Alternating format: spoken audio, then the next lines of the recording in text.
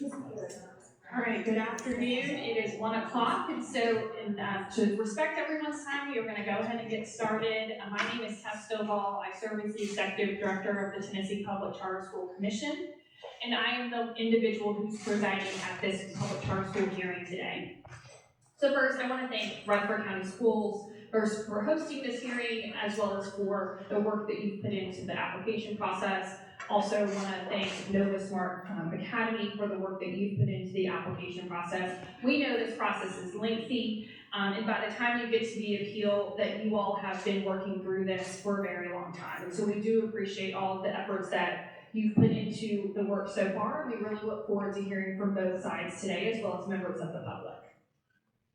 We at the Charter Commission take our responsibility when it comes to charter school appeals very seriously. We understand that it is our responsibility to only approve those schools that will be high quality and to hold our charter schools accountable to the proposed academic plan and the high standards that we have for all students in this state.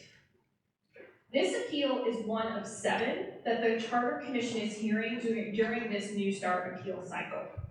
We at the Charter Commission consider each appeal independently against what is required in statute. And the Commission will meet in October to make a decision on this and the other 7 appeals that it has before them today. In accordance with Tennessee Code Annotated 4913-108, a charter school whose amended application is denied by a local Board of Education can appeal that decision to the Charter Commission. In this case, Rutherford County Schools denied the amended application for Novus Smart Academy on July 17, 2024. Novus Smart Academy appealed the denial by email to the Charter Commission, which we received on July 29, 2024. Notice of this meeting was posted on the Charter Commission's website. It was published in the Daily News Journal on August the 26th, and information was given to both parties and any individual from the public who is interested in this meeting, as this meeting is a public meeting. Pursuant to Tennessee Code Annotated 4913-108, in an appeal, the Charter Commission shall conduct a de novo on-the-record review of the proposed charter school's application to determine if the local Board of Education's decision was contrary to the best interests of the students, the LEA, or the community. To fulfill the Commission's responsibility in an appeal, in addition to this public hearing, a committee of qualified individuals conduct a de novo, fresh review of the amended application. And using the Department of Education's scoring rubric, will independently rate the application. The committee will also conduct a capacity interview with the proposed school leader and governing board. That review committee will prepare a report, which then I will consider as a part of making my recommendation to the Charter Commission. The Charter Commission will then meet to review my recommendation, and my recommendation will include the findings of this hearing, the review committee's report, a comprehensive review of the full record, including the LEA's documentation, and any public comment that we receive as a part of this process. Pursuant to Commission policy, the Commission must consider the Executive Director's recommendation, but it is not bound by that recommendation. If the Commission finds that the application meets or exceeds the metrics outlined in the Department of Education's scoring rubric, and that the approval is in the best interest of the students, the LEA, or the community, then the Commission may approve the charter school. If the Commission approves the charter school application, then the Commission will become the authorizer and LEA of that school. And that is unless the charter school and the LEA mutually agree for the LEA to remain the authorizer. In this appeal, the Commission will make a decision on the Novus Smart Academy application during a meeting on Thursday, October 17th. This meeting will be held in Nashville. It is open to the public. It will be live streamed. So details about attending the meeting, watching it online, and the timing and location of that meeting are available on the Commission's website. I'm going to do a quick overview of the agenda for today, and then we will get started with presentations. So we will begin with opening presentations from both the school district and Novus Smart Academy. Each party will have up to 15 minutes for an opening statement, and then I will take an opportunity to ask questions of both parties. Then we will move into public comment. As shared previously with both parties, only those individuals that have registered in advance will be recognized today for a public comment. When we get to that point of the agenda, we will pull up a slide that will list the names of the individuals who we will be calling on to give a public comment.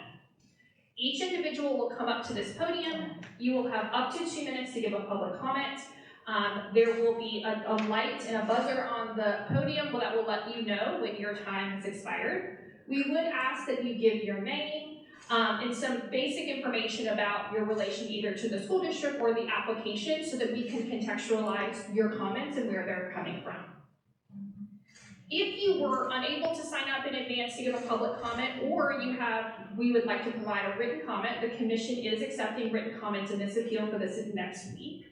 On the back of the agenda, which are on the chairs in the back of the room, there's a QR code that would take you directly to our written comment portal. You're also welcome to leave any written comments with a member of the team today.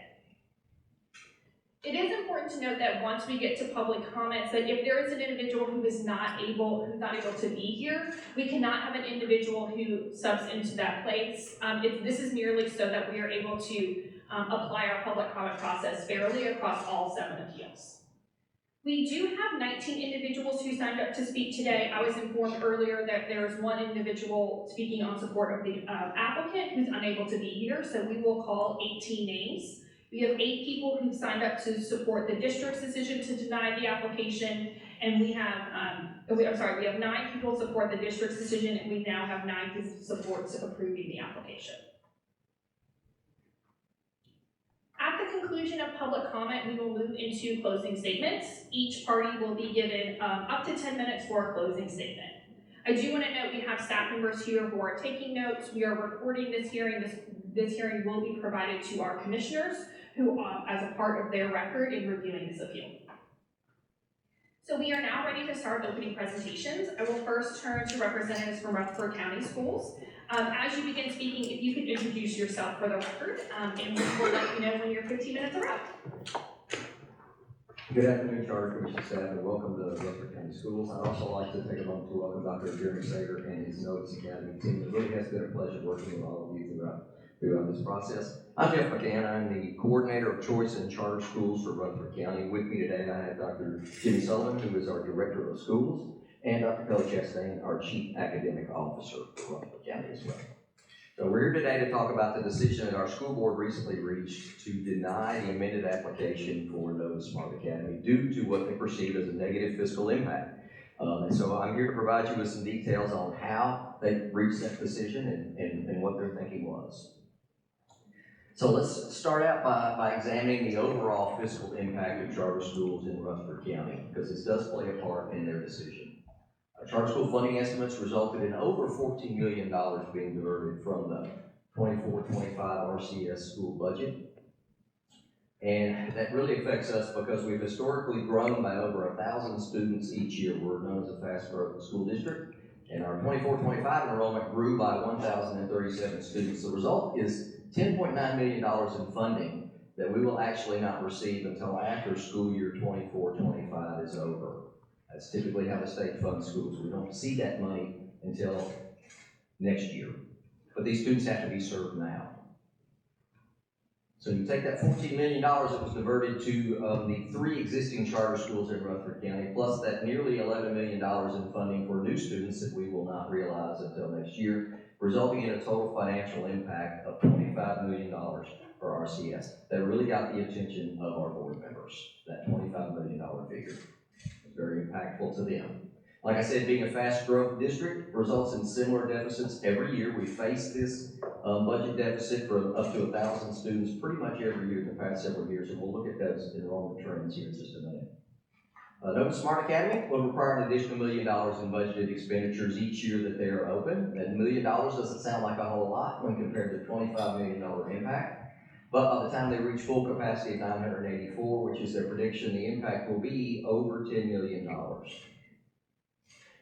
In addition, there are other funding components that we did not realize we would have to undertake as far as federal funding goes. Originally, we were led to believe that there would be no additional funding provided to a new charter in its first year other than the TISA funds, but we were recently told otherwise by the State Department of Ed. And those numbers, though, they're undetermined as yet, because we have to figure out how to address those. And we've gotten not a whole lot of guidance from the state on that so far. So we don't have that figured into the impact, but that is yet an additional financial impact for our school board. Now, take a look at our enrollment patterns, and you can see, going all the way back to 2020, we've grown 1,000 students plus a year, bringing us from 46,870 students in 2020 to 51,983 in the current school year. And the projection for 25-26 is 53,022 students. That's an increase of about 2% every year. So you can see we are growing rapidly, and we're really struggling to keep up with that budgetarily. Some other things to think about, the current charter school enrollment for the three that we have right now are 400 in our 2 Rutherford County authorized charters, and approximately 441 Rutherford County students in our state authorized charter. Now, I know their enrollment is a little higher than that, but they've accepted students from out of district. We're only talking about Rutherford County students here, so that's a total of about 881 students that are enrolled. And you would think that sounds pretty good. That should result in a reduction in funding or reduction in expenses for Rutherford County schools. But that is simply not the fact. No Rutherford County school has lost enough students to the charter schools to result in a reduction in any funding, especially when it comes to employee positions. And salaries and benefits are by far the largest portion of our school budget, as they are with most any school budget. Blackman Elementary was really the only school to lose significant numbers. Right now, they are sitting at 71 students less than predicted enrollment, and we do think that is because of charter schools. But again, it did not impact their staffing or the expenses for that school, including textbooks and materials, which were based on last year's enrollment, so there was no reduction in funding there. Additionally, the 2 charter schools that currently are operating in Smyrna and Laverne have struggled to reach their full capacity. They're only seating about 400 students between the 2 of them now, where their projections were anywhere from 520 to 580 is what they hope to open with. So they've not reached their full capacity. And again, this is the same area that Novus is proposing to locate their charter, Smyrna and Laverne. And by and large, Rutherford County schools have experienced really that rapid increase in our charter school footprint these past couple of years. It's hit us pretty fast and heavy. We went from 0 to 3 charter schools seemingly overnight, which really has created a hardship for our district in both budgeting and funding. Now, this kind of addresses one of the questions that was on the list of things you were going to ask, but I think it plays a part here, so I'm going to talk about it now. We only have one current school in the Smyrna Laverne area that is over capacity. Brown's Chapel right now is at about 115% of their identified capacity. And we have one other in the area, Stewart's Creek Elementary, which is right at 100%. But with the opening of a new school, rezoning for 25-26, the year that Novus intends to open, forecasts no K-5 schools in the area, nor in the entire district to be at or above capacity. So the opening of the new school is going to significantly reduce the overcrowding, or the perceived overcrowding in the Smyrna Laverne area. And then finally, the statement provided by our school board as to their reasoning for this decision. It's right here in front of you. But basically it says the Rutherford County Board of Education rejected a new charter school application from Novus Smart Academy K-8 because of the fiscal impact it would have on the operations budget. Specifically, the new school would result in a budget deficit of approximately $1 million because the district would be required to fund the school on projected enrollment instead of actual enrollment like other public schools are funded. And that right there is the root of the argument and the root of the decision that the board made.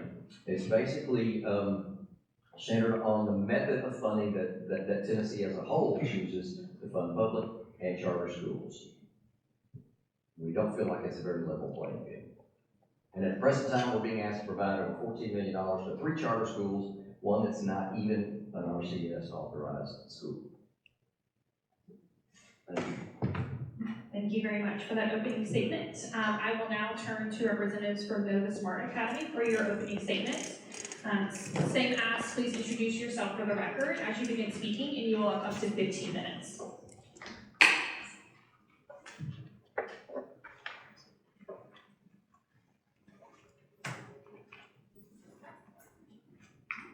All right, good afternoon. My name is Jeremy Sager, and I am the CEO lead founder for Novus Smart Academy, representing the side to bring this school to the Rutherford County community. We respectfully submitted to the Tennessee Public Charter School Commission, and we are excited about this opportunity still to partner with Rutherford County Schools as we're pushing to bring Novus Smart Academy to the school.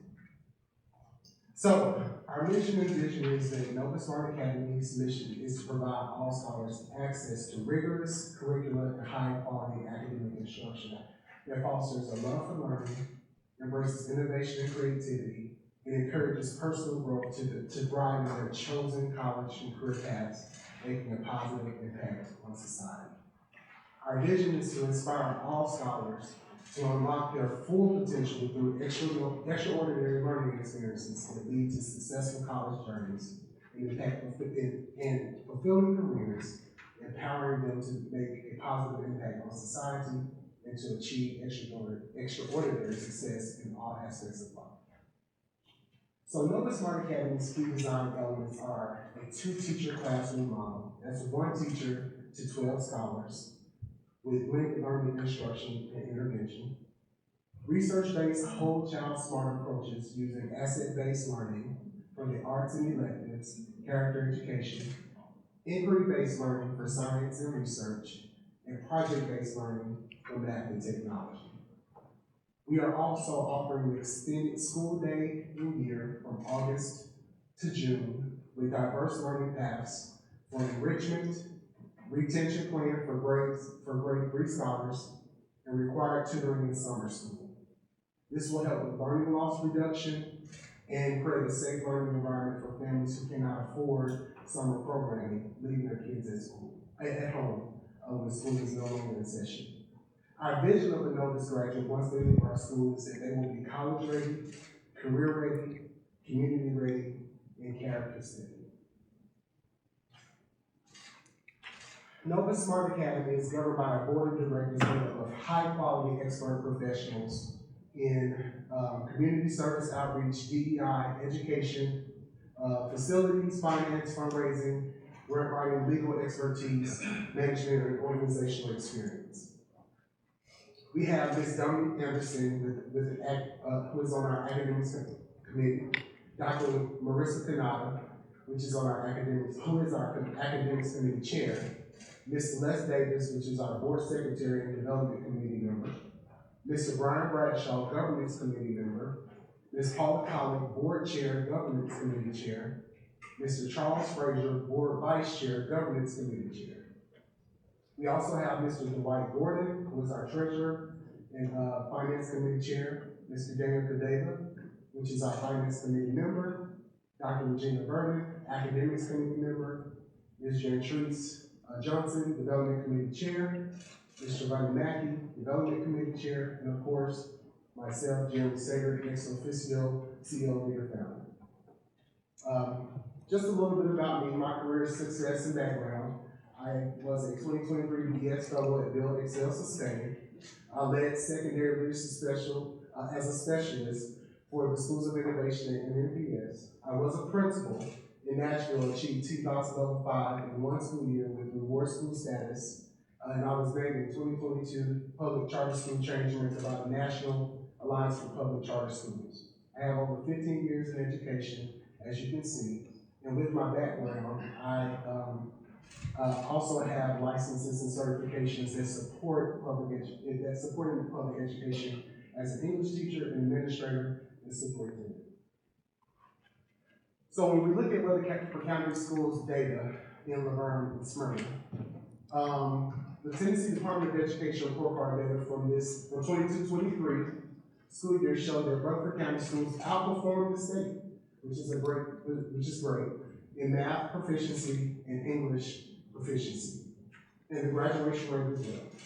However, on average, 61 to 66% of scholars in Laverne and Smyrna during this time performed below the state average in math, to include all 3 high schools, and 64% of scholars were below the statewide average in ELA, to include 1 high school. Novus Academy is aligned to Rutherford County Schools' strategic priority to provide early interventions that address scholars' academic needs and support the whole child. We see an opportunity to provide high-quality academic instruction and to remain a partner in this community. What you see here is an extension of the data for middle school and high school performance during that school year as well.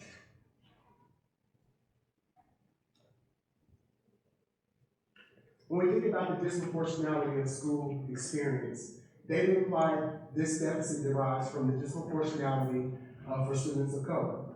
Generally, scholars of color in these communities have less opportunity to enroll in advanced placement classes. Black scholars face suspension more than twice as often as white scholars. The levels of segregation between white scholars and scholars of color are significant, and both Black and Hispanic scholars face achievement gaps when compared to white scholars. So, community engagement and school enrollment strategies. One of the things that we truly want to focus on is making sure that we commit to inclusive practices so that all members of our school community feel known, loved, and respected. So we have key community connections. Tennesseans for Student Success allow us, with their partnership, to have access and connection with over 1,900 families within a 5-mile radius of our proposed school location, who will have a 5-year-old ready to attend kindergarten in August 2025. We have 6 churches within Laverne and Smyrna communities that we partner with as well, one of which will be our location for our proposed school site. We have a letter of support from Mayor Jason Cole of Laverne, which you will see in our application. Also, we have a strong partnership with Monroe State Community College, who has also allowed us to host some of our events on their campus. We have also had a connection and a relationship with 17 preschools and early childhood facilities within Laverne and Smyrna. As you can see, I was pictured in one of those, reading books to those during some of the events. We have over 459 connections with members of Rutherford County using our Power Mapping Strategic Plan, over 300 surveys in support of Novus Academy, over 280 petition signatures, and over 65 community events that we have hosted and attended. Community feedback has given us and showed us that families are disappointed with the district-wide rezoning plan in overcrowded classrooms. Some teachers do not have classrooms due to limited space and capacity in their overcrowded school buildings. Families want high-quality exposure to college and career pathways beginning in elementary school. Scholars and families, teachers and school leaders, and staff members want to feel known, loved, and respected. Teachers desire psychological safety and authentic support. Families want extended learning experience for their scholars and character education that will develop their social skills, and there are equal resources with inequitable practices in underserved school communities. These are a few parent testimonials, but one I truly want to highlight is that I've been trying to get my child in Early Francis for years, but we are always denied every year. Our child meets all the qualifications to get in, but there are no available spaces. Our only other option is Smyrna Middle School, and I am not in the space to pay for private school. Although my child will not be able to attend this school, I wish you had another middle school my child could go to now that is better suited for my child. So we have this partnership with EdConnect, which helps us to keep options open. And so we want parents to know all their school options, examine the schools that they are interested in, to explore the schools by scheduling visits to those schools and pursuing all options and try not to put hopes in just one option. We have a strategic plan based on the new timeline we're going through the commission, and we have started with phase 1 in September and October, which we are launching awareness and a campaign outreach to our targeted community. This includes pop-up events and generating interest to get appeals and support. Phase 2 is engaging activities through November and December, with implementing interactive pop-up events to encourage at least 144 applicants for submission. This puts us at least 150% for our enrollment goal during Thanksgiving and with Santa. And then for phase 3, we have confirmation and celebration. This is where we confirm partnerships, implement pop-ups with recruitment, and host a recognition of enrollment celebration with open house. And then phase 4 is our summer outreach. We're maintaining these connections with at least 96 families, in which at least 44 parents on our wait list, where we can continue to recruit as necessary. And we will host a back-to-school block party on Saturday, July 26th, and scholar orientation July 29th through the 31st. And so this is more of a detailed plan, but of course, we are in the space of the commission appeal and conducting our community outreach. Also, as you can see, we will conduct science stations, art stations, have handouts and collections. We've already been in that space, and then also the commission vote on Thursday, October 17th.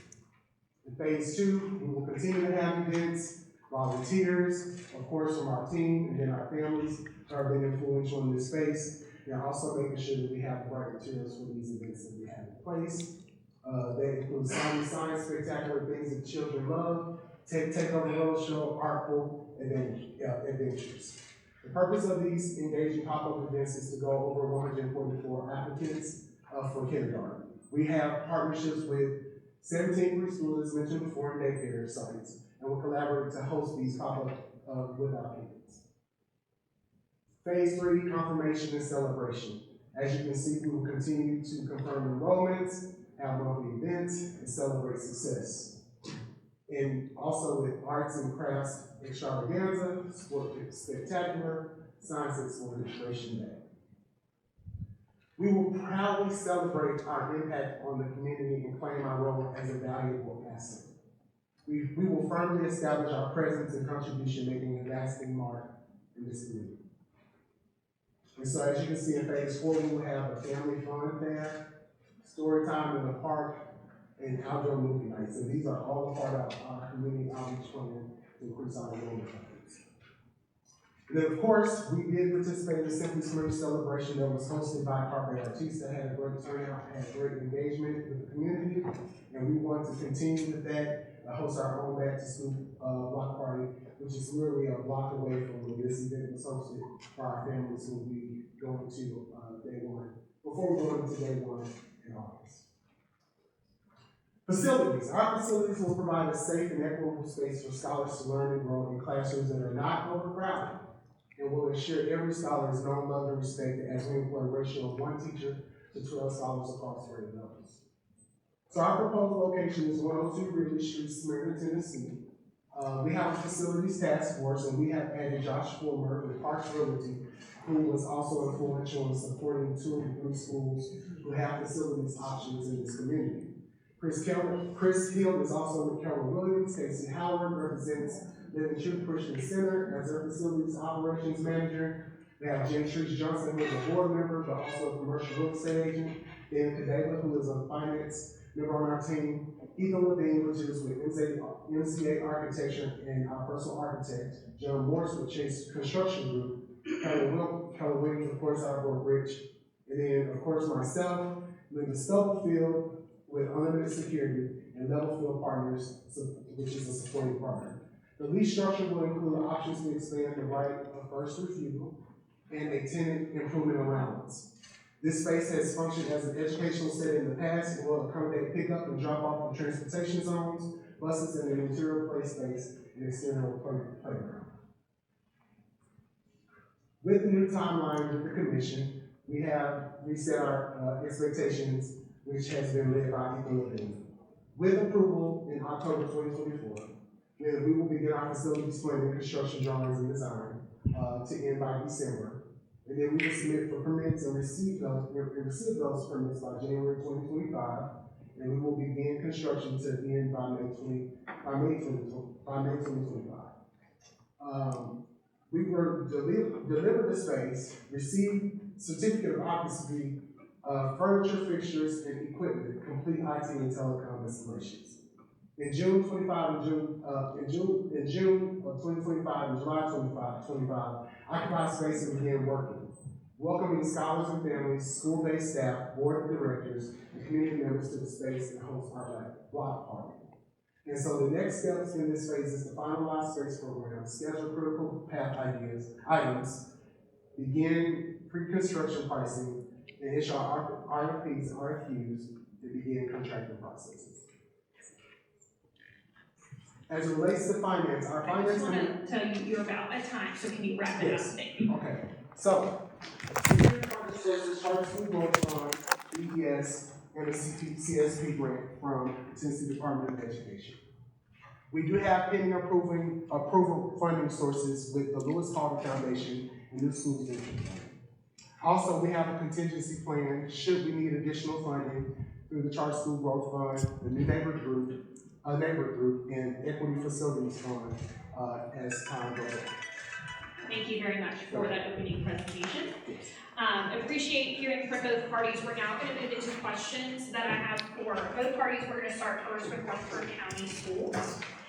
So first question I have for you, Mr. McCann, is that I want to understand how the district arrived at its recommendation to the school board. We noted that the district's review committee did score the application as meets or exceeds standard on the Department of Education scoring rubric. So can you provide us a broad overview of what the review process was like and how the committee ultimately came to the determination that the amended application met the standard of the state rubric? Certainly.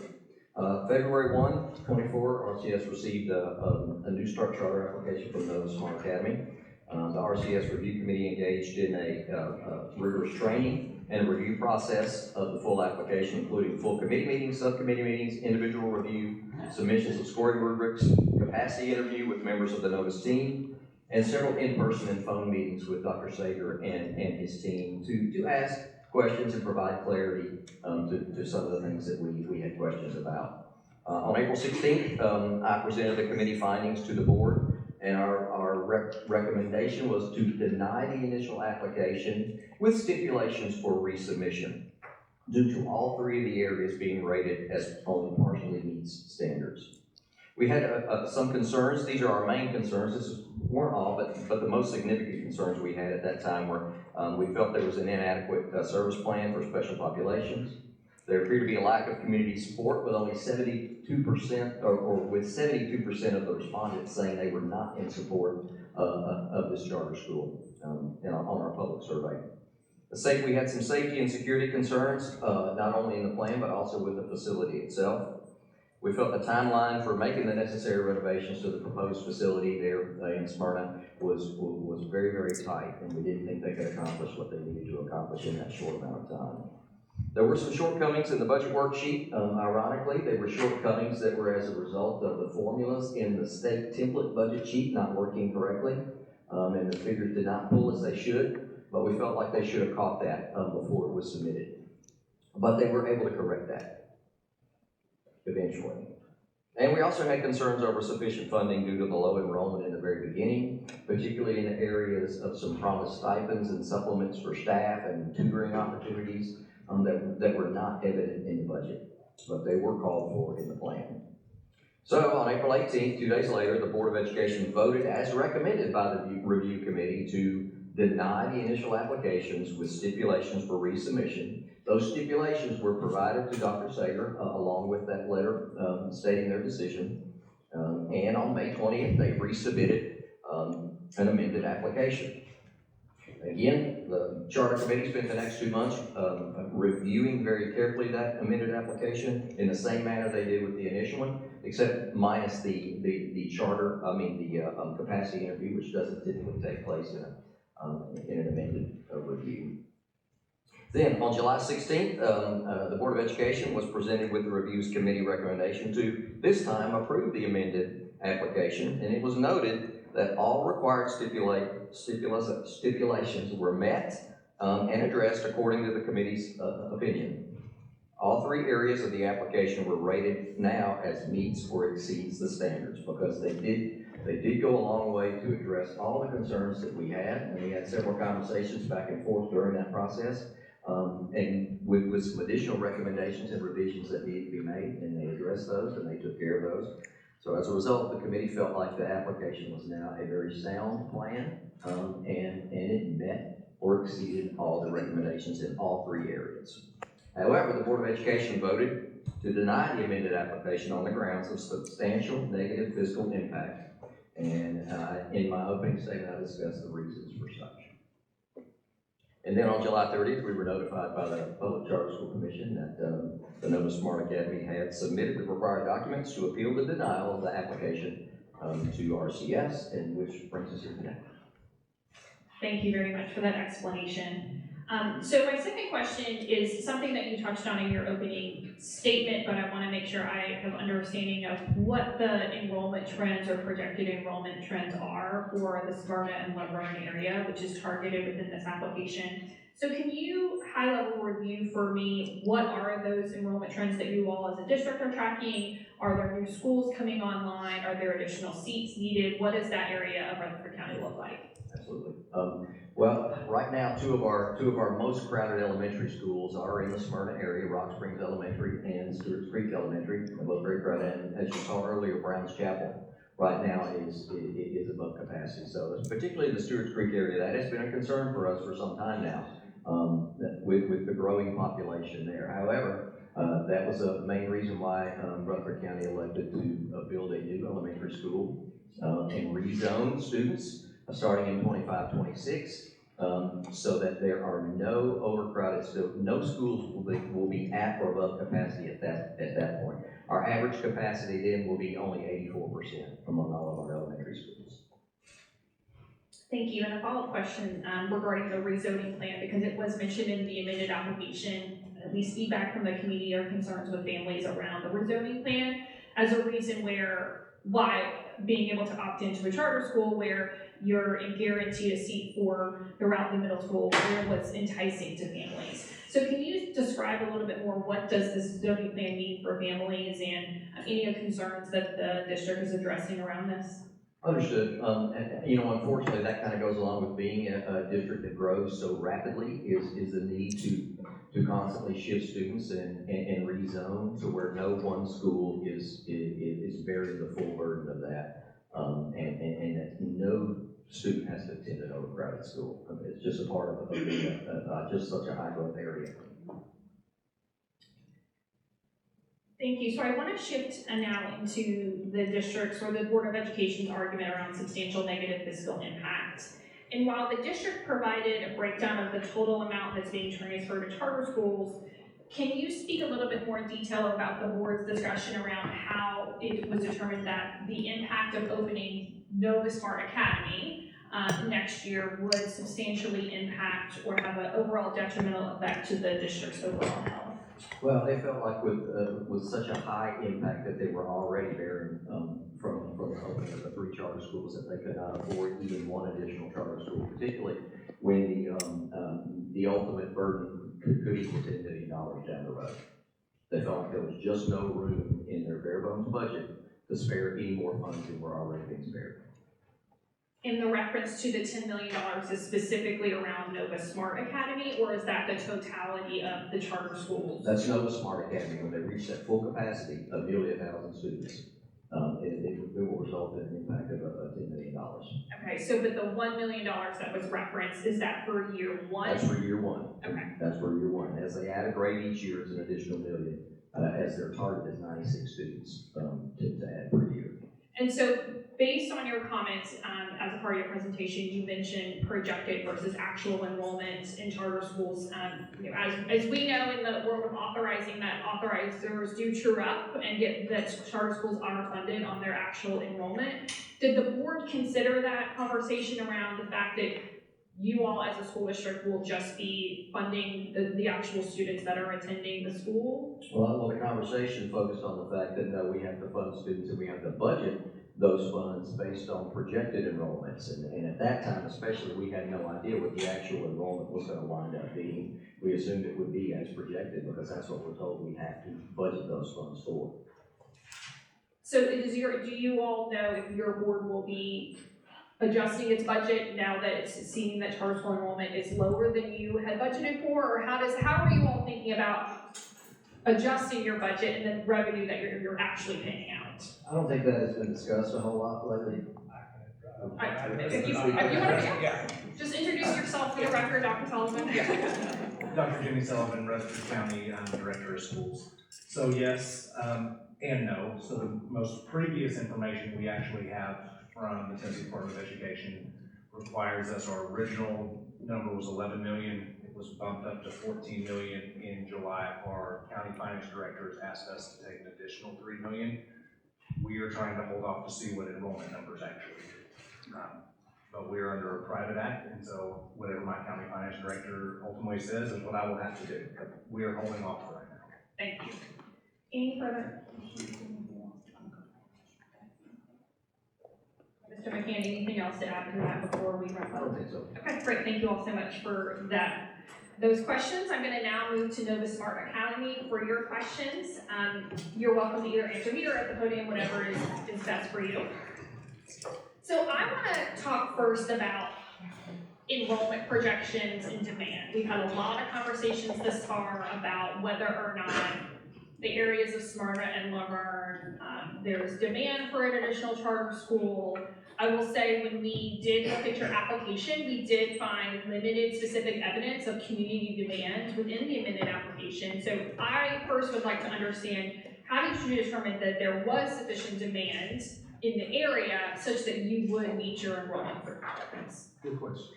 So to determine sufficient demand in Laverne and Smyrna communities, we have implemented going strategic methods of collecting data and analyzing this data.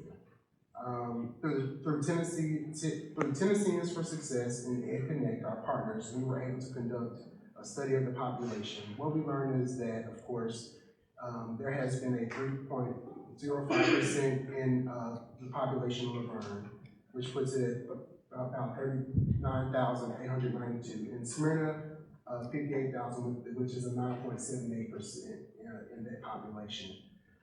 We have also conducted a comprehensive study of learning the school-age children within that community, within a 5-mile radius, to understand who we will have access to. And we have access to over 1,900 families, which would help us to reach our enrollment goal of 96 for year one.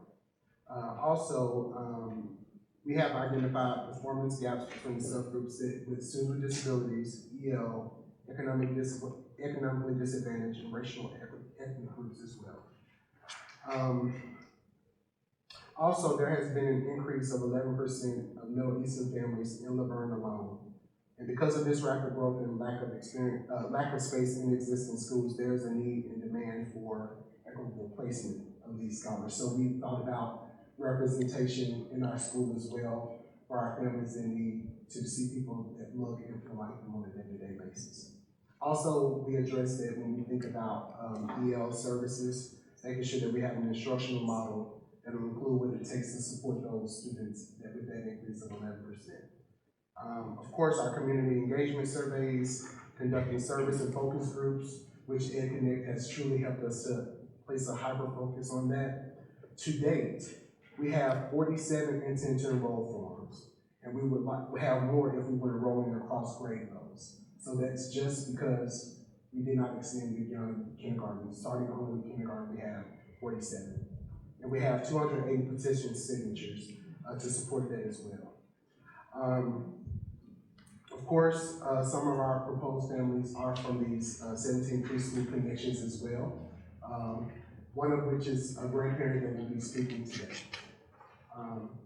Also, we are in the process with EdConnect, during the process of looking at enrollment patterns in the 3 charter schools already in operation. And then also seeing if there are certain specific grades that have with this. So I want to follow up to understand, what is the minimum number of students that the school would need to enroll to deliver its proposed academic model? And then the follow-up is, what does that mean from a contingency, a budget perspective, to ensure you are operating successfully? So, working with our finance team, we broke it down into conservative projection, moderate projection, high projection, and then application projection. So with the conservative projection, that's 83% at 80 students. With moderate projection, that's 96, which is right on target, 100%. And then with our high projection, that's 106 students at 110%. But our goal again is to push for 150%, which will put us at 100 for at least 144 applicants. So the minimum number of students you can operate is 80. Yes. What does that look like from your academic model? What are the changes that would have to happen in order for you to be able to operate? The way that we have factored this in is making sure that there are no disservices to our academic model. Before we make any changes to our academic model, all changes will be made within our operations. But nothing will be at a disservice to what we're offering our scholars and families and what we promise. What that also looks like is tapping in as a last resort to those contingency funds that we have in place. We do have a partnership with the neighborhood group that will provide us up to $1 million as a line of credit. But of course, we have to be in the post-operation stage to access that process. The other part of that is we would work on with our vendors to defer payments and to set up different cash flow options to make sure that we are meeting budget, especially with payroll and those types of things, and not at a disservice with our students and families. Thank you. So I'm going to continue into my main of questioning around finances. You covered this a little bit at the end of your presentation, but I want to dig in a little bit more. So when I was reviewing the budget that was provided as a part of the amended application, we noticed that there is an extremely tight margin in year one of operation. As we know, student enrollment drives the amount of funding that a school would get. And so I want to understand more about how and what contingency funds are available from a philanthropic standpoint to support the school in year one of operations, given the fluctuations of enrollment that we've been discussing. Yes. So we have secured, for year one, we have secured the CSP grant that will carry us over through years 0 through 2. We also have the Charter School Growth Fund that is secured that will offer us funding in years 0 through 2. The other thing is that with being a part of the C cohort portfolio with the Charter School Growth Fund, with us meeting enrollment projections and all of those things in our metrics, there are opportunities for additional funding. Also, there's a facilities option that will support us as well. The same thing is true with the Equity Facilities Fund, with a partnership there, and knowing that we've met certain metrics, they do offer funding. There is a Leaders of Color initiative specifically with funding set aside to support startup years for schools in this space, which would be year one for Novus Academy. And then of course, we have that line of credit through the new neighborhood group. So to confirm, CSP grant year 0 and 1, that's from the State Department of Education. Year 0, 1, 2. 0, 1, 2. And then the Charter School Growth Fund is also 0, 1, 2? Yes. And that is confirmed upon authorization? Yes. Okay. And what is the amount of the Charter School Growth Fund amount? So $250,000 per year. And do you have to apply for that every year, or? No, once you are a portfolio member, you have access to those funds and additional funding based on performance and meeting those metrics. Okay, thank you.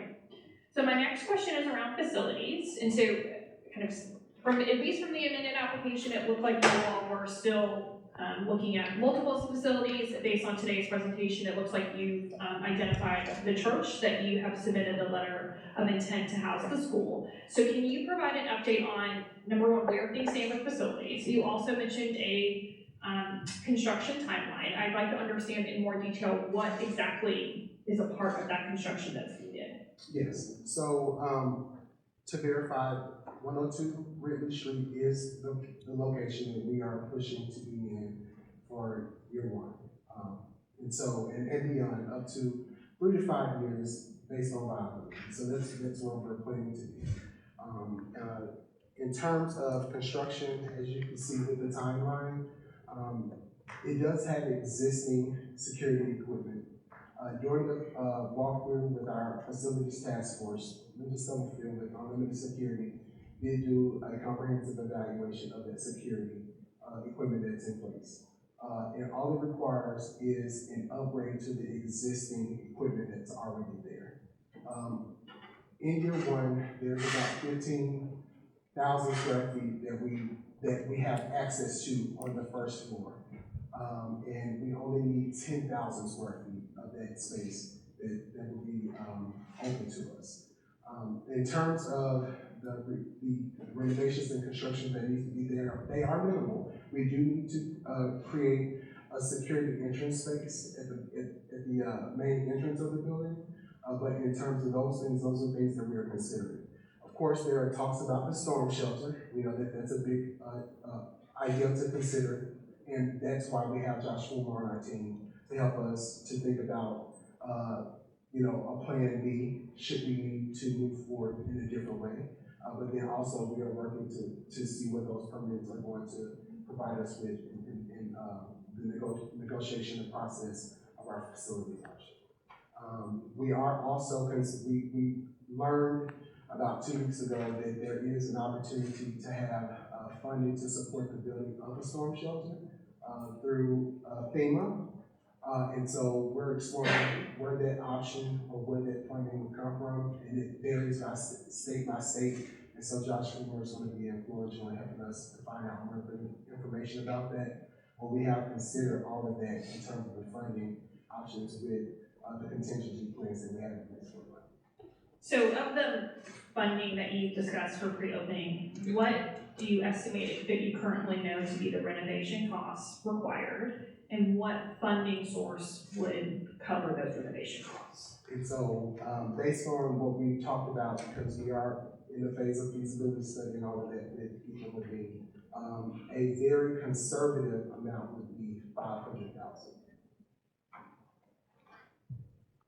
And that gives us access to only using the 10,000 square foot space that we need in year one on the first floor. And so would there be additional construction costs as you build out? Yes. As we build out, then we would have additional facilities renovations. Okay, and how much square footage does the building have in totality? North of 30,000 square feet. And you said that would probably take you to years 3 to 5, Yes. and then you would have to look for another location. Yes, and we are in the process of dealing with Josh Fulmer, thinking about where our home after dealing with this. So I wanted to shift now to your proposed plan to pay teachers and staff. As you noted, there is a plan for the school to run an extended school year, so actually to probably go an additional month of school. However, your pay scale was generally in the same amount as Rutherford County Schools teachers. So considering that we are in an incredibly tight hiring market, what and how will you recruit teachers knowing that you will also be operating an extended school year and extended school day? So we do have someone on our team, Giovanni Mackey, who has an extensive background in HR personnel. And so she will be helping us to think about our compensation package enhancements as we reevaluate and look at salaries above the market rate. Also, we have in our budget performance-based increases, as Mr. McCann shared earlier. We did make sure that we accounted for that in our budget as we're going to give those performance-based bonuses to our staff members because of their performance towards academics. We would consider signing bonuses as well in high needs classrooms and subjects, not just at large, but just specific positions where we need to fill a position to make sure that we have high quality talent in those positions. The other thing is comprehensive benefits package as it relates to competitive benefits. We will offer a strong benefits package that includes health insurance, retirement plans, and paid time off. And then also our long-term goal is to be in a space where we can provide tuition reimbursement and professional development to offer, especially for our teachers and residents who need support, maybe paying for a praxis exam or taking a class to secure their certifications completely. We've considered work-life balance, time for collaboration and planning. As you can see, we do have early dismissal on Wednesday, but it does not sacrifice the number of minutes that students need for each week to continue throughout the entire year. So that means that teachers are not working past the extended hours during the day. They're working through that chunk of time for professional learning and development throughout the school day. So we factor all of those particular things in there. Also recognizing our teachers. We talked about making sure that they feel known, loved, and respected. It's sometimes it's not just the pay, it's the experience within the building as well. And then the two-teacher model, which will reduce the individual burden on teachers and give them a chance to collaborate and share with the workload in creative ways. Thank you. I did want to ask a follow-up question around the pay incentives and the signing bonuses. Kind of going back to knowing that your budget is extremely tight, what sort of adjustments would you have to make in your budget if that would be a tool that you would have to utilize? Yes. So currently those tools are already included in our budget. However, if we notice that we need to add additional funding for those things, then before we make any sudden changes, we are going to meet with our finance committee, come up with a plan. Also, we have, again, our philanthropic supporters who will support us in knowing that these are things that we're putting in place to support our academic program. And then, of course, we'll go before the board for approval to say that this is something that we can do so that we're not at a deficit within our entire budget. Thank you. And my last question was around startup timeline, but your presentation at the beginning provided a very detailed startup timeline, so I just want to turn to my colleagues. Anything else that we need to cover? That's all I have for you. Thank you so much for the answers to those questions. We are now going to move into public comments, and so we are going to post the individuals who signed up for public comment. So first, we will recognize individuals who are speaking on behalf of supporting the school district's decision to deny the application. I will read the first and last name of the individual, and we will ask you to come up to the podium to speak. You will have up to 2 minutes to speak. When you come up, please identify yourself by name, and as well as if you're a community member, an elected official, a parent, whatever it is that who you are, so that you can clearly state whether or not you're speaking in support of the application or in support of the district's decision to deny. Once again, I want to remind everyone that we are accepting written comment on this appeal for the next week. We would encourage you to see a member of the commission staff here today or the back of the agenda if you would like to submit a written statement. All statements, both those written as well as the public comments in this recording, are provided to our commissioner as a part of their review of the record. We do need all written statements by Monday, September 16th at 2024 at 1 p.m. Central Time, so a week from today, to be included in my executive director's report as well as included in the commission's record. So we are going to start with Kathy Lewis, Isaac Dickey, and Kelly Bond. Those individuals are here. They can come up to the podium. Yeah, come on up. Just introduce yourself and you'll have up to 2 minutes. Just make sure the mic is on. You can talk into it. Yeah. Hello? Yeah. All right, thank you. Good afternoon. My name is Leanne Lewis. My daughter attends Rutherford County Schools, so that's why I'm here speaking today. I am here to speak on behalf of our public schools in Rutherford County and urge you to deny the appeal of Novus Academy. And I know that our school district has been here speaking on the subject as well, but I think the core issue is the funding model. Charter schools like Novus are funded based on projections, while our public schools are funded on last year's numbers. And this means that even before charter schools pull additional resources from our district, the public schools are essentially underfunded. This system just is not fair. It penalizes public schools and leaves them scrambling for resources that they need in order to provide quality education to our children. Our board, composed of elected officials who understand the needs of our community, voted against Novus Academy because they recognize the strain that this funding system places on our budget. They're tasked with protecting our public schools, and their decision is now being overruled potentially by a state-level board, removing local control and ignoring the financial impacts that this could have on our students. And these concerns aren't theoretical. We've already seen the results of this system with Rutherford Collegiate Prep, which was approved against the will of the local board. The school has struggled so badly that students are enrolling back into public schools before we've even been able to reconcile the funding. So this puts more pressure on a system that's already stretched too thin. At the heart of this issue are our students, our children, who deserve a good education. And I don't know how we can possibly provide that in our public schools when we're taking underfunded schools and stripping away more funding to support charters that are failing to meet expectations. Our public schools are the backbone of our community, and by continuing down this path, we are setting them up to fail. I urge you to listen to the voices of our elected school board, the concerns of our administrators. Thank you. Thank you. Hi, I'm Kelly Vaughn. I'm an 8th grade teacher. I work for Rutherford County Schools. So my first year I was originally hired to work for Blackman Elementary. I was displaced at work with Browns Chapel, as many families use their choice to choose a charter school. As time went on, parents chose to bring their children back to Rutherford County Schools. This leaves our schools under stress, as 1 week after I left Blackman Elementary, my class roster went from 15 to 19. Our school enrollment is skyrocketing, as apartments are being built and people are choosing one of the most amazing districts to grow and nurture their children. Browns Chapel is experiencing enrollment of about 5 new children per day. One of our elementary schools is currently in capacity and can accept no more children. As Francis Rodell says, when it comes to funding, Rutherford County Schools are only allowed to look backwards to the previous year's projections, when charter schools are allowed to go on predictions. This requires us to give a portion of our funding to them, and my question is, what happens to the funding after the kids come back from the charter schools 2 weeks later? Do they retain the funding, or are we funding the cost?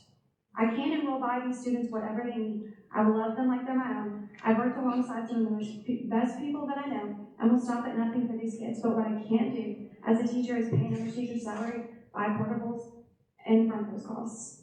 So my question is, when are we going to stop giving funding to charter schools when our public educators are struggling? We need more teachers. We need more buildings. We don't have the funds to do that. What can we do with $10 million more? Thank you. And then I'll also call up Kristen Jansen, Rhonda Coleman, and Sarah Harper. Good afternoon, my name is Isaac Dickey and I'm a current resident and student here in Rutherford County. Charter schools have been touted as innovative educational institutions, but that could not be farther from the truth. Charter schools do not have the academic results that many people falsely claim they do. As a student at Central Magnet School here in Murfreesboro, I have learned what great research can find. Let me share some of my findings about charter schools. Charter schools do not have the high rate of academic success that some people think they do. Nashville Collegiate Prep, which is run by the same people that run Rutherford Collegiate Prep, which has been a failure, has an average grade level mastery of just 23.1%.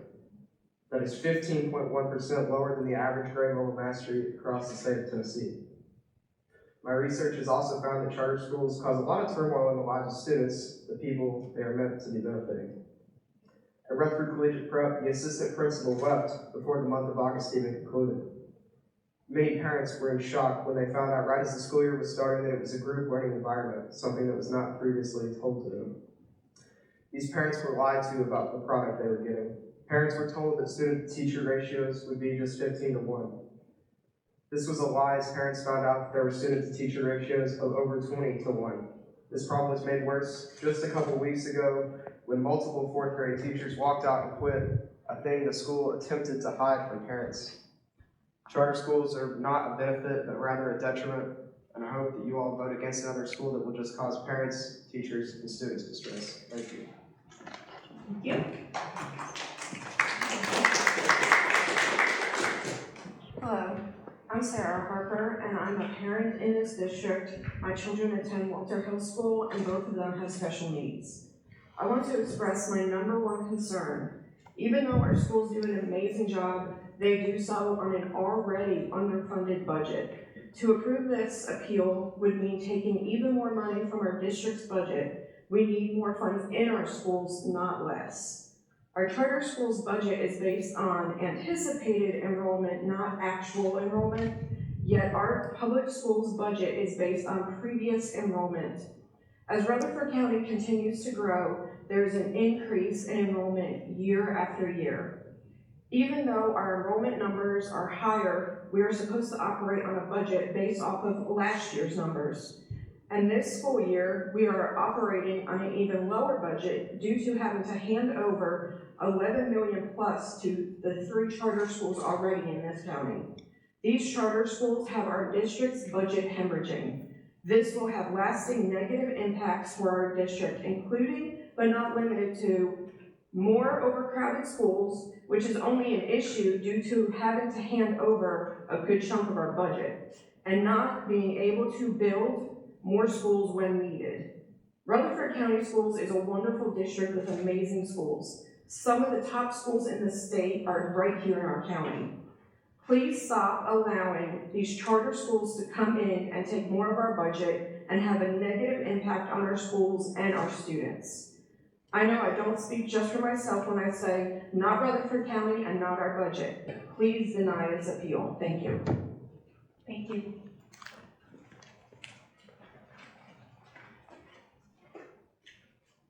Hello, my name is Rhonda Coleman, and I have a daughter that is a student here in Rutherford County. And I support Rutherford County's decision to deny the application. America's public school system is based upon a promise to all America's children that we value highly equitable opportunities for all children and that all have an equal shot at success.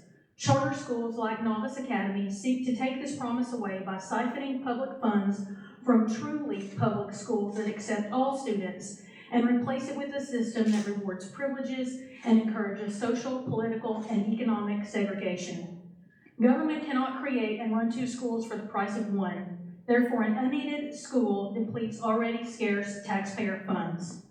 Charter schools create segregation both racially and economically because they only serve selected students from the community, yet everyone must pay for it, even if they are denied entry for their children. Charter schools have been proven since the 1990s to accomplish no better educational results than actual public schools, and in many instances, worse academic results. Charter schools obviate local control. Local school boards should be in control of which schools operate in their area, as proximity to community problems create the best solutions. Charter schools are not subject to the rigorous financial oversight that real public schools are. This lack of oversight has created massive fraud in many states, and redress of those monies is usually not accomplished. The educational experience of school is so complex and opaque that there has to be some trust between the community, teachers, and the schools. Charter schools weaken this trust by their lack of transparency in operations, lack of financial reporting, and compared to public schools in selective enrollment. Novus Smart Academy cannot be run without impoverishing the public school system. Our public school system needs more investment, not less. You cannot run two schools for the price of one. Thank you. Thank you. We have Leah Matlin, Harry Jones, and Chris Warren.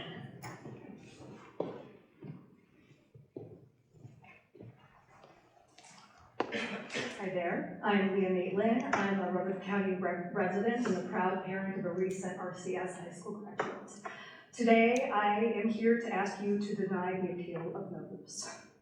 I'm not here to speak against Novus itself, but rather to speak out about the flaws and how the state of Tennessee approaches the addition of charter schools to our system. As you've heard from others, the state of Tennessee's educational funding model is unfair to our public school system, and Rutherford County is uniquely affected by this as the fastest growing county in our state. However, there is something else that I believe needs to be carefully considered by this commission before it renders its decision. My question for you is this: can the state of Tennessee adequately oversee the charter schools it approves when it overrides the decision of local authority? Sadly, we have already had a taste of what that oversight could look like. This school year, the residents of Rutherford County have watched as the first commission-approved charter school in the county, Rutherford Collegiate Prep, opened its doors. By any measure, the opening of RCP has been a disaster. On the very first day, multiple children were lost by the school for hours as parents became increasingly frantic. One parent referred to the day as apocalyptic.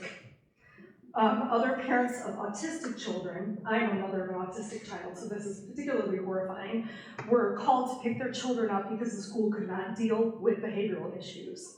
Unfortunately, it seems that the challenges have not ended. As of today, it is my understanding that all original fourth grade teachers, along with the vice principal, have quit. Parents have been pulling their children out of RCP, with many of them putting their kids back into RCS. All the while, RCP is not transparently communicating with parents, going as far as deleting social media posts.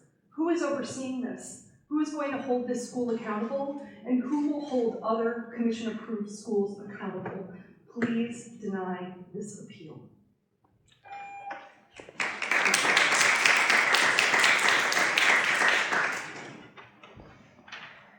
Good afternoon. My name is Chris Warren. I live in School District 6. I'm the pastor of the First Cumberland Presbyterian Church on East Main Street in Murfreesboro, and I'm also representing SACA, the statewide organizing for community empowerment. And I speak today to support the Rutherford County School Administration and the Rutherford County School Board in their denial of the Novus Smart Academy charter school application. My opposition to this charter application is not specific to Novus Smart Academy. Having seen some of their plans, having seen more of them today, if any charter school should be approved, particularly if any should be approved by overruling the county school board, maybe Novus would be a good option. But I don't think any new charter school should be approved, nor do I think any school should be approved against the wishes of the school board. We have a system right now that is designed with all our county's students in mind. Both of my children graduated from Rutherford County Schools. They're both very successful in college right now. So I've seen our schools at work. Now this system has one of the highest levels of success in the state, while it's ranked 117th out of 146 school districts in state funding per student. With charter schools, we'll just be taking more funds from the system that's already designed and running. This will mean fewer resources per student for county schools. There's just no way around that. I have an old truck. It's got some blemishes and needs some maintenance. If I use the funds I have to fix it up, it's going to serve me for a long time. If I take those funds and I try to go get something new, my truck's going to continue to fail, and I won't be able to get my new ride.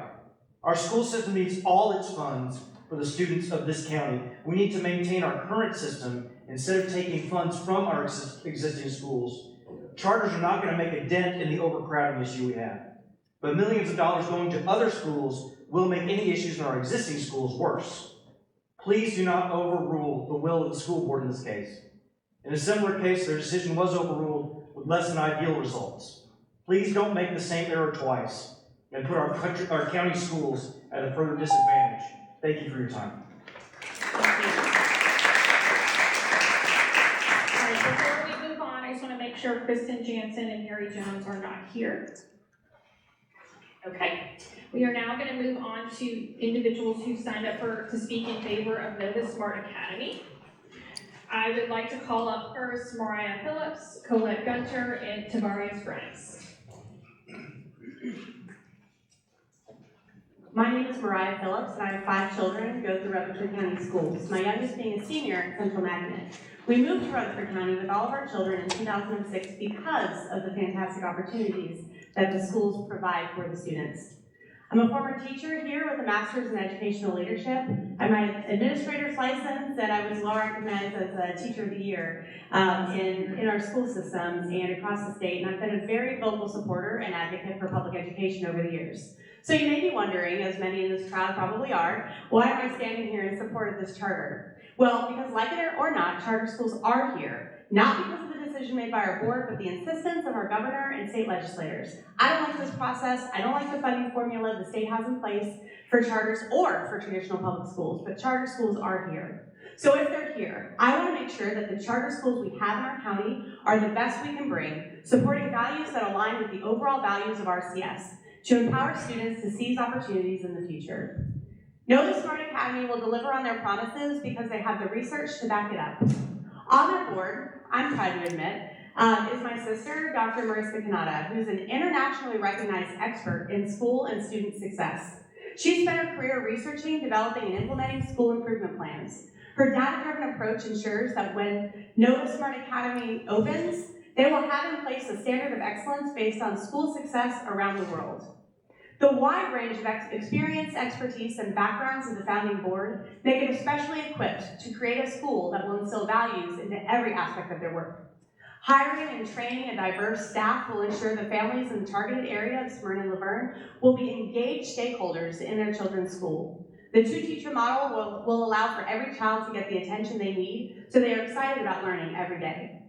My support for Novus Smart Academy is based on my knowledge and understanding of what children need, and the confidence that Novus will deliver on that promise. Thank you.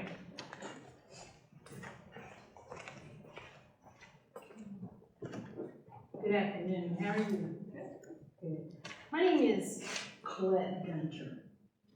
I'm a resident of Rutherford County. I've had 2 daughters that graduated from Smyrna, and I currently have a grandson attending Smyrna High. As a grandparent, I come to you today with a heartfelt appeal.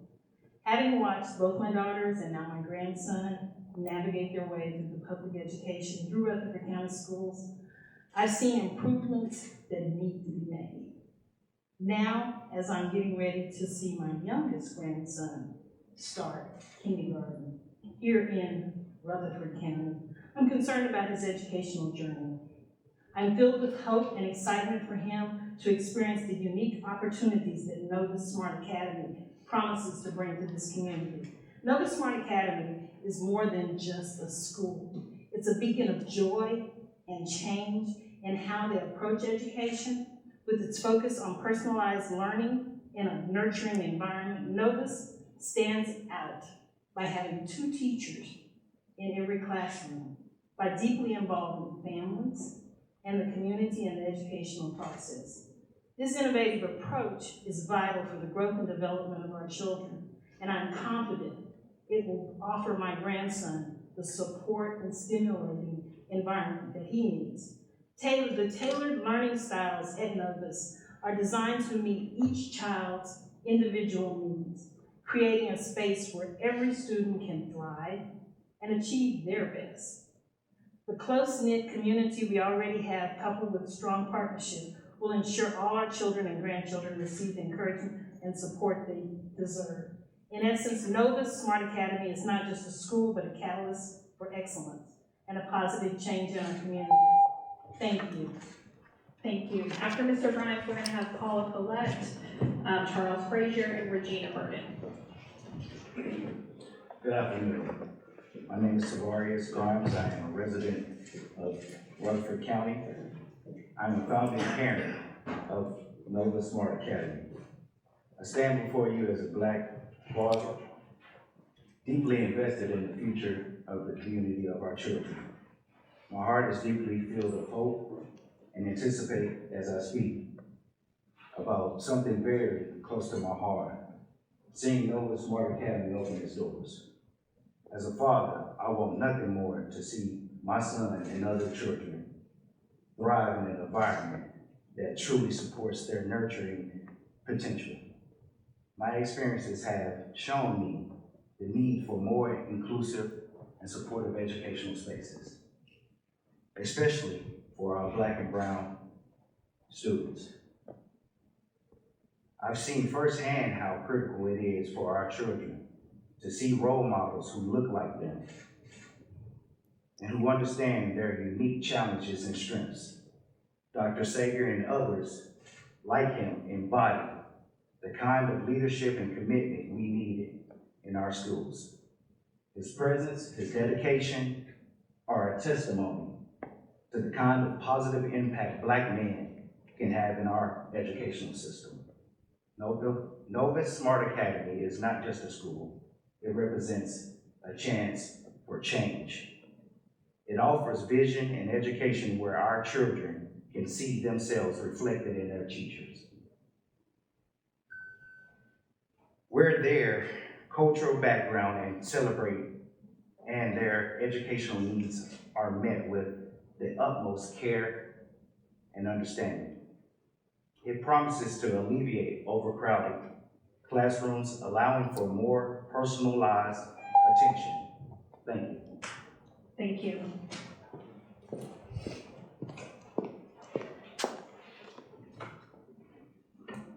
Good afternoon. My name is Paula Collick, and I am the chair of the board of directors for Novus Smart Academy. And so it's a profound conviction that I come here today to speak for Novus Smart Academy. As a government board, I have the privilege of witnessing the tireless decisions and all the passion that's gone through getting them to this far as they present to you today why Novus Academy should be in its existence. The dream of opening the doors of Novus Smart Academy are within reach. The dream is where we all share our vision and our hope for our children for tomorrow. We believe in the boundless potential of every child who will walk through those doors. But more than that, we believe in the leadership that will guide them. The leadership embodied by Dr. Sager He is passionate about this. He's driven, and he has the education and the experience to make it happen and bring the vision to life. His passion for creating the environment where children can thrive and match only by his expertise and the experience of making the vision reality. We are confident that under his leadership, Novus Smart Academy will become a model of what education should be like and what it should look like in the 21st century.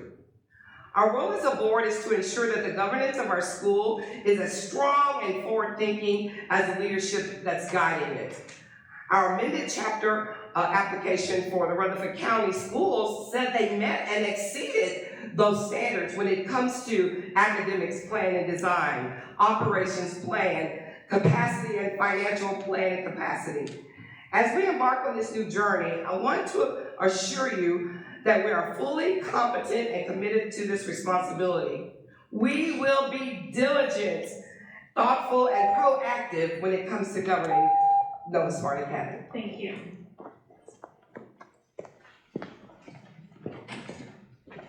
Good afternoon. I'm Charles Fraser. I'm a parent, business owner, and resident of Rutherford County, and the proposed vice chair of Novus Smart Academy's board of directors. As vice chair of the board of directors, I'm someone who's deeply interested and invested in the fiscal health and stability of Novus Smart Academy.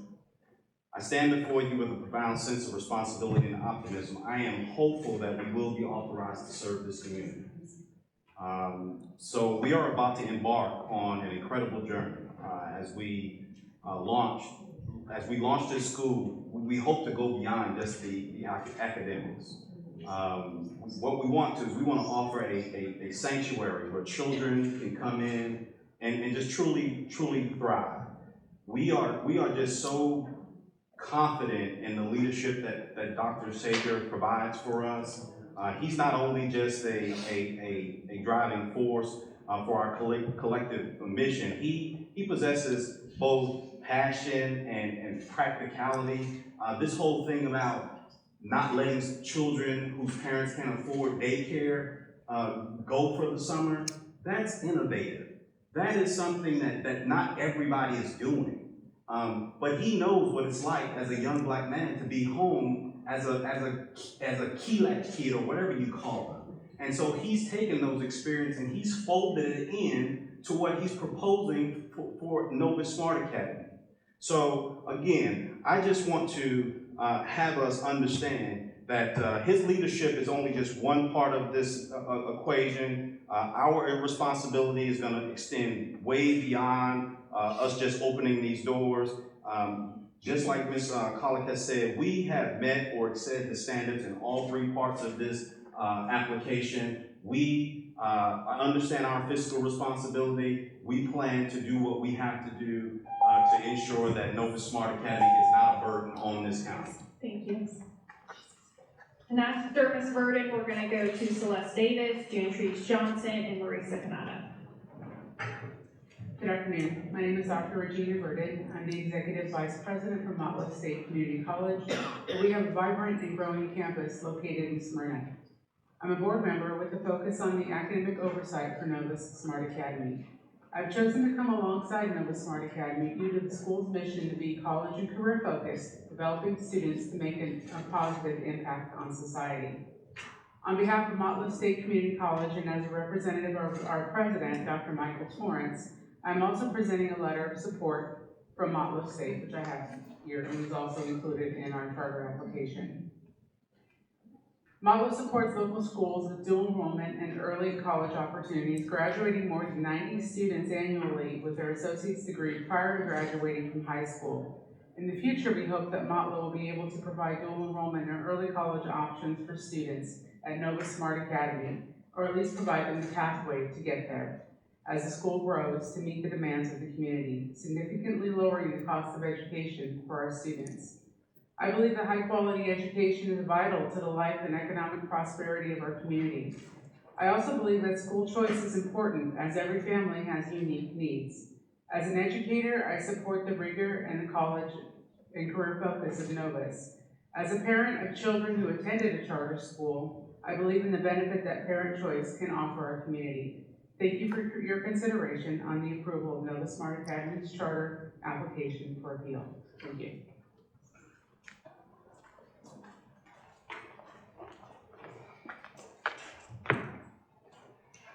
Good afternoon. My name is Celeste Davis, and I'm a resident here in Rutherford County, and I'm the proposed secretary for Novus Smart Academy. I stand before you today as a concerned and disappointed parent who deeply believe in the power of education to change lives. My family for years have tried to get our kids in magnet schools, and we've been waitlisted over and over and over again. For overcrowded schools, classrooms, and district-wide rezoning has made this dream impossible year after year. I can only imagine how this impacts families of underserved communities. I'm so passionate about this, I ran for office at the county level and at the city level, just so I can make something happen. I even became a substitute teacher. I taught in several Rutherford County schools, as well as the magnet schools that I was trying to get my kids into, in hopes to get them in school with no avail. At the end of the day, we need more choices. Right now, it breaks my heart that my son, he struggles every day because most of the kids in his class speak Spanish. And with the lack of support and language barriers, it's hard for him to connect with his peers and with his teachers. So right now, I feel like it's just out of reach for him to do exactly what he needs to do. That's why I'm passionate about Novus Smart Academy opening. I chose to be on this board because I believe families need more choices. Right now, our amended application, it met everything they asked us to do. I believe that no child should be left behind. And I believe in the vision of Dr. Sager and the vision of Novus Smart Academy. This school is not just about academics. It's about creating community. Thank you. Thank you. Good afternoon. My name is Jantrice Johnson, and I am both a proud resident of Rutherford County and a member of Novus Smart Academy's Board of Directors and Facilities Task.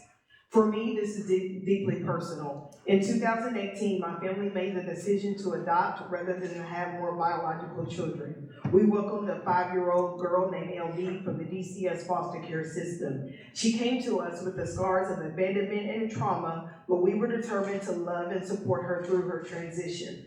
At the time, our oldest daughter was attending Thurman Francis Art Academy, but our options for LB were limited. We were zoned for a large public school that, while wonderful in many ways, simply wasn't the right fit for a child like LB, who needed more attention, more inclusion, and more emotional support. Thurman Francis was not an option for her because she wouldn't test in, and the cost of private school was prohibitive because, especially as we were already dedicating financial resources to her care and well-being. This lack of choice is what led me to join the board of Novus Smart Academy. Today, I stand here to fight for the other LBs in Rutherford County. Parents like me need options, and our children deserve schools that meet them where they are academically, socially, and emotionally. Novus Smart Academy offers that choice. We have a vision for a school that is responsive to the needs of all students, a focus on personalized learning, and a commitment to helping children discover their unique talents and strengths. By approving Novus Smart Academy, you're not just approving a school, you're giving families like mine and countless others across the county a choice and a chance for their children to be seen, to be heard, and to flourish in a school that is designed with their needs in mind. Thank you for your time and consideration, and thank you for supporting the educational choice in Novus Smart Academy.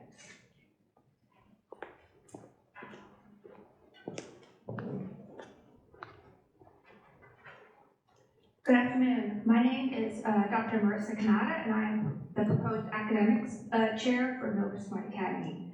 I am also a professor of the practice of education policy and school reform at Vanderbilt University. My scholarship has focused on teacher careers and professional learning in both traditional public and charter public schools. Through this scholarship, I have learned a lot about how to develop effective school cultures for teacher and student growth. And in particular, I've led studies on how to effectively start New Start charter schools in Tennessee, Georgia, and Florida. It is through this lens that I was first introduced to Novus Smart Academy. From the very first interaction I've had with Novus, I was struck by a clear need for more high-quality educational options in the Smyrna and Laverne areas of Rutherford County. I also believe strongly in the Novus mission of high-quality academic instruction that fosters a love of learning, embraces innovation and creativity, and encourages personal growth to make a positive impact on our society. There are two features of the Novus model that I want to highlight in particular, as they are critical to what is unique about Novus and will ensure it will have a strong start. One is the two-teacher model. By having 2 teachers in every classroom, one fully certified teacher and 1 teacher resident, we achieve a student-teacher ratio of 12:1. This approach builds in small ratios to provide instruction that is differentiated for the needs of individual students, as well as providing a collaborative and supportive environment for teachers. The other feature I wanted to highlight is the professional schedule for teachers. Educational leaders know that the best professional development for teachers is collaborative, ongoing, and active. Our schedule builds in time for professional learning throughout the year, including weekly collaborative time on Wednesdays and weekly observations to include feedback and coaching for teachers.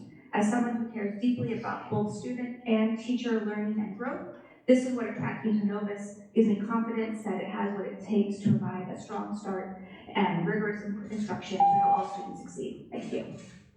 Thank you very much. And Ms. Howard let us know she's not able to attend, so that concludes our public comments for this hearing.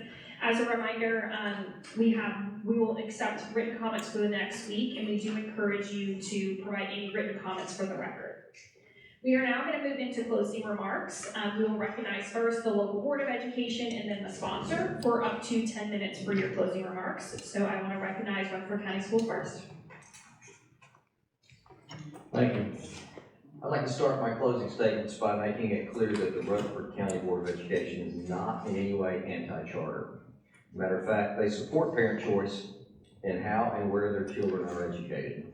School choice options are very, very important to them, and they're an important part of my job as well. By now, Rutherford County Schools offers numerous choices for parents and students to include free magnet schools, very high performing by the way, an MTSU laboratory school, multiple high school advanced academic programs, including the Laverne High School Early College at Montlow program you heard Dr. Verdon talk about, a virtual school, 2 approved charter schools with seats available, and numerous elementary and middle school programs that are theme-based, whether it be STEM, career development, or communication arts. All of these options are open to every student in the Rutherford County School District.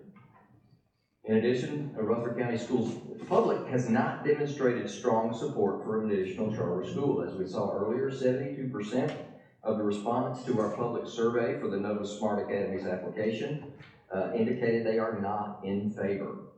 There is a concern that there could be some charter oversaturation in the area of Smyrna and Laverne that could result in enrollment challenges for the school.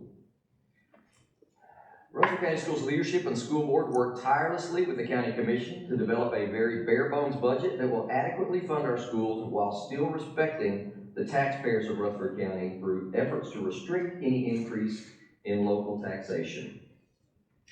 Rutherford County Board of Education feels additional charter schools would require funding supports that are not manageable with the current level of funding provided by the County Commission and the state of Tennessee. It could ultimately result in a reduction in critical supports provided to our students and their families. And Rutherford County has traditionally been one of the highest performing school districts in the state, and that is due to those strong supports provided to both our teachers and our students. And as we pointed out earlier, the addition of charter schools so far has resulted in no reduction in expenses for our schools. Yet still, $25 million has impacted our budget heavily. Ultimately, the school board is at odds with the state of Tennessee's method of funding both traditional public schools and charter schools. We feel the playing field is not level with charters receiving funding based on their projected enrollment, while traditional public schools are funded on prior year's enrollment numbers. For most districts, that would not present a problem, where student enrollment is relatively consistent. However, but for a district like Rutherford County, a fast growth district that expands by over 1,000 students each year, that model is simply not feasible. The addition of an additional charter, even one with a slow growth model such as Novus Smart Academy, adds an additional burden on the funding budget that is not acceptable to the Rutherford County Board of Education. They respectfully request that the Commission honors their decision to deny the Novus Smart application for this year. Thank you. Thank you. I'd like to recognize Novus Smart Academy for your closing statement. You have up to 10 minutes.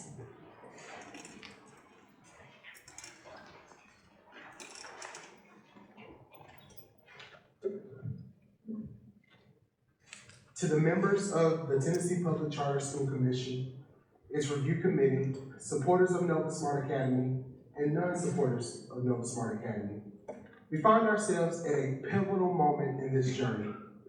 A journey rooted in the belief that every family deserves access to a high-quality public school that reflects their values, meets their needs, and supports the growth of their children. Yet today, I stand before you to address the unfortunate decision made by Rutherford County Schools to deny our amended charter application and Novus Smart Academy's decision to appeal with the Tennessee Public Charter School Commission. Now let me be clear. Rutherford County Schools' decision was not based on the quality of our application. It was not because we lacked the vision, the resources, or the expertise to deliver an exceptional educational experience. This decision was made due to concerns about fiscal impact because of the perceived strain that Novus Smart Academy might place on the district's financial resources. And I ask you, is that a good reason to deny the children of this community the opportunity to thrive otherwise? Are we to let dollars and cents overshadow the dreams and potential of our children? I don't believe so. Novus Smart Academy is here because we believe in giving families a choice that shouldn't be stifled by concerns over budgets or financial forecasts. Families deserve the right to choose the best educational path for their children and not shuffled around the district like a herd when there is room in another school across town at every turn. When did our children's education become secondary to fiscal concerns? I say this not out of frustration, but out of deep conviction. The very heart of Novus Smart Academy is serving the families of Laverne and Smyrna and those who will choose to come from other parts of this growing county, providing them with the high-quality education they deserve, not just in magnet schools. Rutherford County Schools' concern about fiscal impact should never be used as the sole justification to deny high-quality charter school options for families. It should never outweigh the quality of a charter application that meets every standard of excellence. We have done our due diligence, we were amicable, we were receptive to feedback, and we will continue to learn from challenges and grow from this process. We built this school model on the best practices of successful schools across the nation. We demonstrated that we are more than capable of not just meeting expectations, but exceeding expectations. And as Commissioner Hope Oliver stated in her written comment, open quotation, as you review the Novus Smart Academy's application, do so under conditions that ensure transparency, accountability, and an equitable review, close quotation, as done with the other public charter schools approved in this community. Even Mr. McCann, the coordinator of choice in charter schools at Rutherford County Schools, stated that our amended application was solid, with a recommendation from the review committee for approval. Again, we were receptive to feedback and communicated professionally, and the only applicant to make a formal acquaintance before submitting our letter of intent and initial application to the district. Let me say this as well. Yes, we are a startup charter school, but let that not be seen as a weakness. Let it be recognized as a strength, a bold step forward. The Novus Smart Academy Board of Directors believes in this mission so deeply that they've entrusted me to lead as the CEO lead founder. They've placed their credence in the quality of leadership we have built together, and for good reason. Rutherford County Schools also did their due diligence. They looked into my background, and what they found was a track record of success. At Republic Charter Schools, authorized by MNPS, I took a middle school from a TBOS level 1 to a level 5 in just one school year. We achieved reward school status, proving that with the right leadership, dedication, and a mission-centered approach, Anything is possible for all students. That same year, I was selected as a 2022 change maker by the National Alliance for Public Charter Schools for making a significant difference in my school community. I have proven that I can lead a school from struggle to success, and I am here to start up and achieve success again. But this isn't just about my track record.